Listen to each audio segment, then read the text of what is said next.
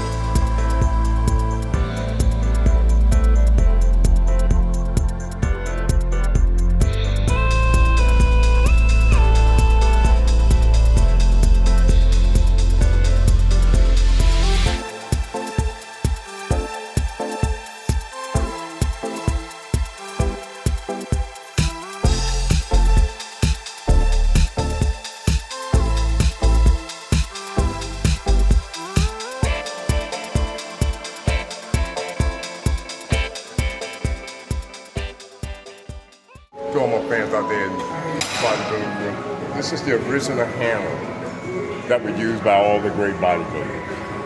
When Joe Gold's World Gym closed, they sold off all the equipment from that old time period. There's like one bench over there that's still left in the gold building. There's a mirror over here where people sit going forward, and this hammer. This hammer is like legendary. Arnold, Kenny Waller, Robby Robinson, Corny, you can name all of them. Danny Padilla, Tom Plotz, everybody used this hammer. This is the original. Okay?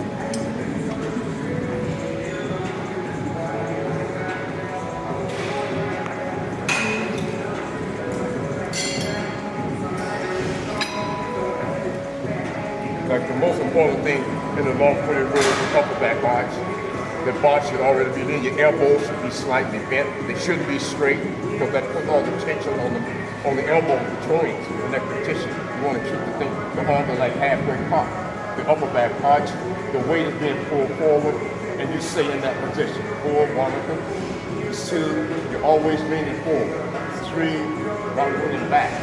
4, 5, the back should be stretching. 6, 7. Upper back arch, 8, 9, 10.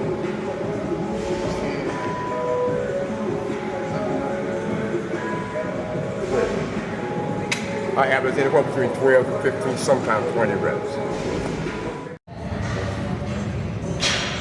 When it comes to bicep work, I always thought more of isolation things, doing things that isolate that ball, because that's what it is. And thinking of that mentally, psychologically, and I'm using the form of imagination that's going to create that bicep. So they have me labeled as the best biceps in the world. Paul had great biceps, I had great biceps. Talking, Brian Buchanan had great biceps. You're talking guys that had really great biceps and shape along with that bicep. Apple Backers, B has been around, he's antique. And he too had, one of the all-time big, great biceps. When I was competing back in the old days for the Mr. Universe. They brought him and I on stage. My whole goal was, they was talking Apple Backers, and I thought, wow, what an icon. He's been there for decades, right? And they brought us out and we hit the double bicep shot. People went nuts because they had never seen anything like that. You got two competitors that are even in a lot of ways. But then I won the middleweight world championship over Apple. That was something I wanted to accomplish. That was the goal. But I still marvel at the day he hit his peaks. And people think you have to use tons of weight. No, you don't. It's just being able to focus on that muscle and create that ball. And that's what it is. It's a ball.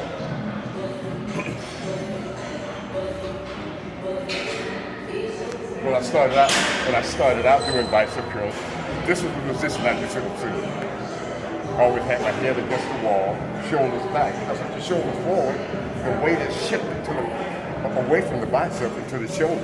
So the most important thing is to curl that weight up already. You already got it curled up. The arms are slightly bent, your head against the wall. When I'm working with someone, if the head comes off the wall, you owe me a rep.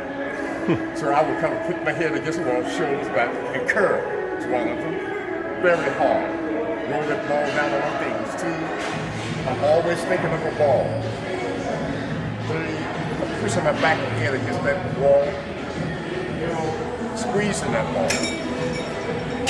5, I'm trying to get a good 10, 3 reps. 6, make it burn, roll the bar down. 7, come on. 8, squeeze that ball. 9, squeeze it.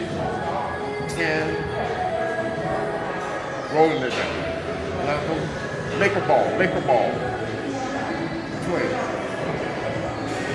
roll. Try to do is almost feel like this. It's almost like you're isolating the bicep to the knee.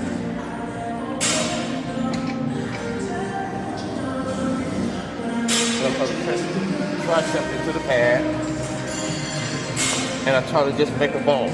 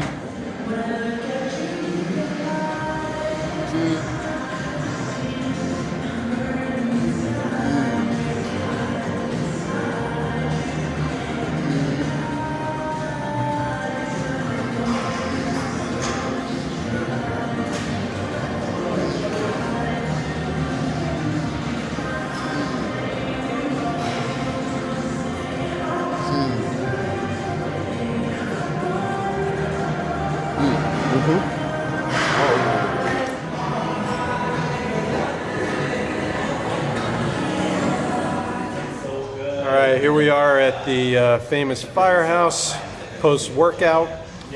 So, Robby, what can you tell us about what you've been doing during all this virus situation? How you've been making out with working out, with your health, everything else? They've just been trying to be neutral and not let myself get caught up in the panic. I've always taken care of myself, so I'm healthy. So then what have you been doing as far as, have you been doing anything differently with your training or with your nutrition? No, I've been going in there killing it, just like myself and Tim Taylor do. I keep my body healthy and strong, and if I feel a little bit tired, I take my breaks. But I don't think that you should, I felt bad when they just closed all the gyms, but then I found a way to keep myself in shape. About 3 blocks from Gold Gym, I went and created the Robby Robinson Corner Gym. And I started using weights and rocks and walking the hill and jogging the hill, lunging all the way to the top of the hill on 4th Street, running up the hill, keeping myself physically fit. And I think that is one of the main reasons so many people have ended up dead or dying or very, very ill, because they're not healthy. And if you're not healthy, you can't really fight something like that. Whatever it is, coronavirus, whatever it is, I think health is very important. You have to treat yourself like you give a damn about yourself. And I think America and a lot of people throughout the world haven't been able to do that. Sad, right? That was devastating. So tell us about what's been going on with your sickle cell condition. Has that hit you? What's been going on with that? What I had been doing was actually going in and out of the hyperbaric chamber, going into oxygen machines, And then I started taking Sickle Life. Sickle Life really helped me out a lot. For the last 2 years, I haven't really had to go in and get a heavy blood transfusion. And if you get that heavy blood transfusion, it too can cause health issues too.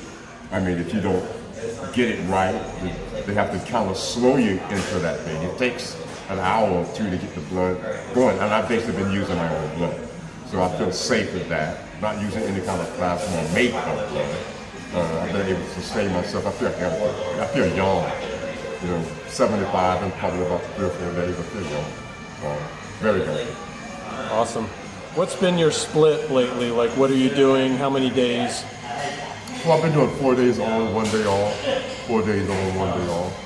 I've been eating pretty much on time. I try to keep my meals at least 4 to 5 meals a day. Eat my healthy snacks, cashew, pecans, watermelon, a lot of fruits and rice cakes. I've been staying on top of it. I think eating healthy, I think that has really gave me the strength to keep going on as I've got to just eating healthy. It means a lot to the body, not to the mind. You feel safer with yourself. That's what I've been able to do. So if you had to give any advice to the folks that maybe are worried about, what's going around, and what would your advice be? I would definitely tell you, definitely keep moving. Definitely eat, make sure you drink, keep yourself hydrated. I mean, make sure you get your food in, eat well as much as you possibly can. Rest. I mean, it's very important. Taking care of yourself should be a respect for yourself, that's how I see it. And if you're not taking care of yourself, you don't respect yourself. Excellent. Well, thanks for your words of wisdom. All right, straight out. All right.